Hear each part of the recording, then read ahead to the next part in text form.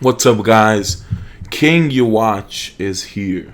So I've been really trying to get a review out for him, but thanks to my friend Mages, he sent me a battle report, and now we can finally get on with the best review of the most expensive and probably one of the strongest partners in this game. So as of today, May 22nd, these are my opinions on Yhwach. He did come out a while ago, I think like around last October.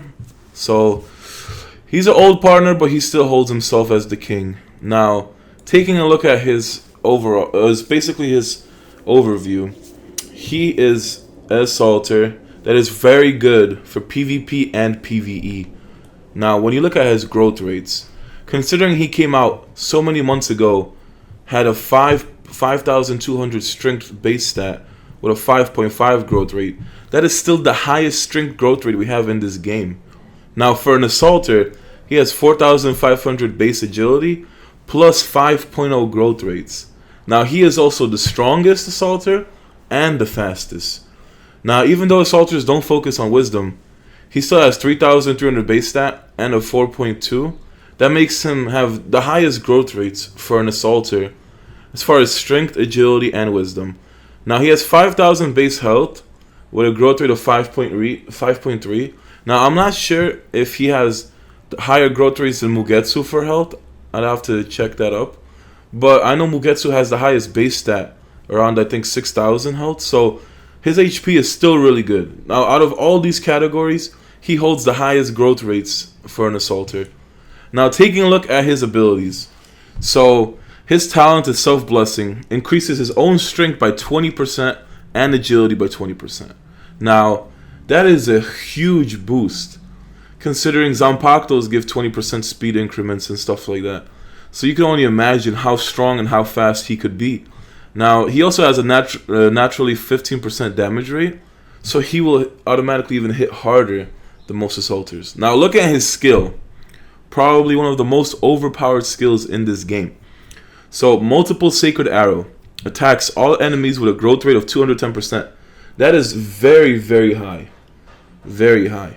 Then he reduces enemies' damage rate by 25% for 2 rounds. Now, this is a skill that is amazing for PvP and PvE. So damage rate is the damage multiplier of how much damage you're doing. So this will work in Hollowed Souls, and you will be able to survive more hits. And in PvP, the enemy will also be doing less hits. Now, after he skills, he increases his own damage rate by 100% for 1 round. So he will do basically double his damage next turn. And he also randomly clears 2 enemies' furies. So if he can skill first, and the enemy has like T1 supports or something, and if you're lucky enough, it will just make their fury to 0. So that is a very good skill. Even first round when you watch what skill, it will just make somebody have to wait 2 turns before they could skill. And by then he will probably skill again, since he gives himself another 50 fury points. So I gotta say, you have to love King Yhwach. Now, thanks to Mages, we have one of the best battle reports I have ever seen. Now, this is Mages against Cosmo, and Cosmo is in his PvE formation. But just looking at the sheer power of both of these guys, they're so evenly matched. And then once you see that Yhwach hit, it's just like, oh my god. It had such insane damage. It just cleared the board. I remember when he gave me this battle report, I could not stop watching it. I was watching this for at least 30 times in a row, just looking at Yhwach's skill. Now this makes me get him myself even more, just by seeing the amount of damage he can pull out. Now, the reason he used Oyetsu was because he gave him I think 10% speed.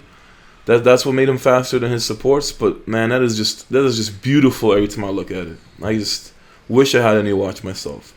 Now, when we take a look at his exclusive skill, so he gets significant growth rate boosts just like everybody else. But when you look at his own exclusive skill, so we're gonna always look at the level 100 one because the ones before it are usually not as good. So at level 100, decrease own damage rate by 33% for 2 rounds. And he randomly attacks 350% damage on one enemy. So he loses out on the attack all, reducing enemies' damage rate and giving himself damage rate because he loses it now. But he increases his own support, its damage rate, by 100% for 1 round. So think about this. You're doing Evil Spirit. You have Senjumaru. You have Hikifune and Retsu no Hana Kenpachi in the back. And instead of using Berserk Renji, you put Yhwach with his exclusive. He will make your supports have 100% damage rate. At the same time, he will still hit 350% growth. So for PvE, this is probably the most overpowered growth rate you could have. This will make him better than Berserk Renji for events, or activities as they are called. Now, taking a look at his modifiers are still really overpowered. So, the first modifier increases his own physical attack by 12%. Now, the second one, he gets immune to Void and Silence. I don't think a lot of partners get double immunities for one modifier, so it makes him very unique. Now, his third mod, when he is under 50% HP, he can recover 30% HP back when he attacks. So, most of the time, if he could tank it out, he'll be healing himself back based on the damage he does. Fourth mod increases his physical attack by another 15%. So if you have the first 4 mods, that's 27% more physical attack that he'll be getting. This makes him a really, really hard hitter. Very hard hitter. Now, the 5th mod, when he gets attacked, he has a 30% chance to give himself a shield, and it basically gets rid of all debuffs and makes him immune from debuffs. So that alone is just overpowered if he could be tanky enough. 6th mod is immune to stun. Now, there's not a lot of partners that can stun, but immunities are always good. And then his ultimate modifier ignores invincibility. So he can hit through Hikifune's invincibility. Now, Mugetsu doesn't have that. At least I don't think he does. But this makes him just the king. That's all I have to say. Now, in order to buy yourself a King Yhwach, you'd have to dish out 60k gold. Alright, well, sorry about that. I got interrupted by my family members. So, like I said, getting King Yhwach, he will cost you 60k gold. When he first came out, he was either a 60k or 80k gold top-up. He was in Ultimate Charge, I think. It was 60k gold to get him. Not many people have Yhwach in this game. Not many people even got him when he first came out. Now, the best part about getting him from Anniversary Feast is that you can buy stones for that. So if I ever plan on getting Yhwach, I will top up during Ultimate Charge or Rio Furnace if you're going to do a huge top up. And then you basically just get him from the rebated gold. Because topping up $1,000 for 60k, it's a huge amount of money for one partner. But if you're going to get him through an Ultimate Charge and then pick him up through Anniversary Feast, I say that's the best option.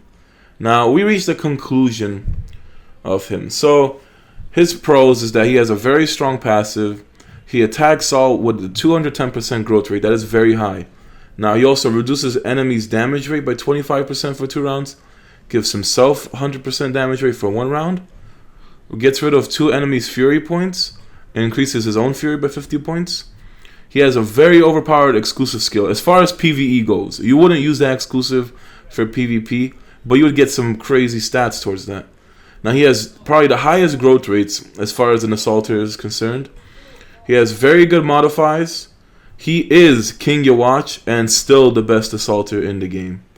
Now, the best combo I could say about this is if you make Yhwach, you should have supports that give assaulters fury.